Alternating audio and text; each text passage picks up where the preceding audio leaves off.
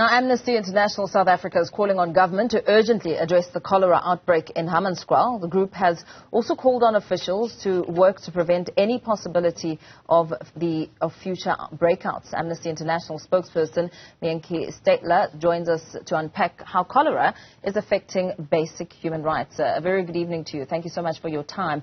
You've urged Gauteng and the national government to urgently control the cholera outbreak in Hammanskraal.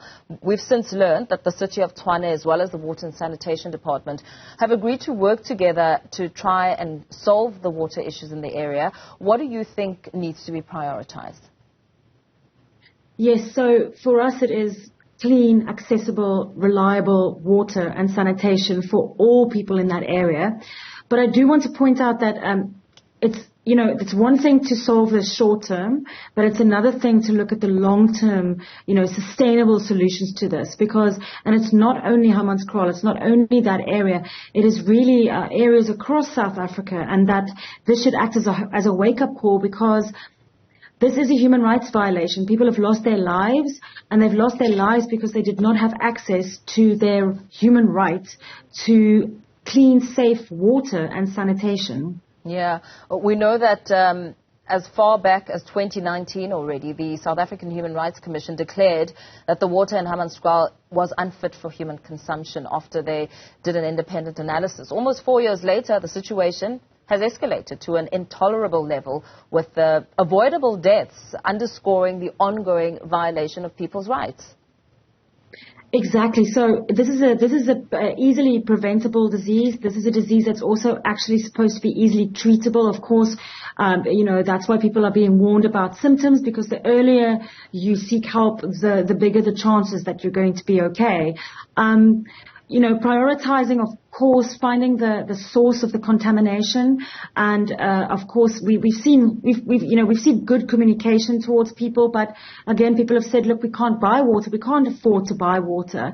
I saw earlier today as well that there's been a warning not to buy or consume water from some of these movable tankers that are moving around until all the water has been tested. Those of course are priority for now, but as I said earlier, and as you said as well, there's been warnings about this for a number of years. I think I even saw 2004, where people were already saying, there's a problem, we need to sort out the wastewater management here, we need to make sure that the water is clean. And now there is, the fact that people are dying from cholera in South Africa in 2023 is absolutely tragic. Yeah, it really is. And we know, as you speak about, how far back the situation has occurred, we know that at the time, residents in Hammanskraal were saying already that the water is brownish in color with a slimy sort of consistency.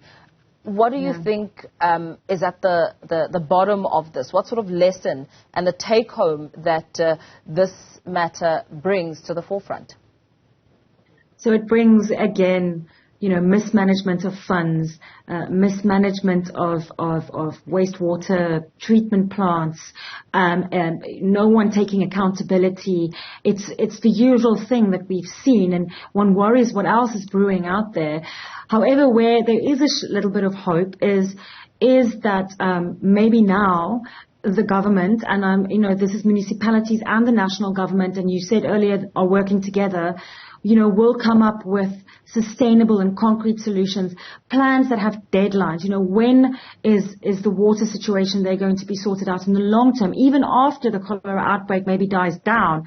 What we don't want to see, and what we usually unfortunately see in these situations, is there's a big uproar, then things kind of calm down, things get under control, and then we go back to, the status quo.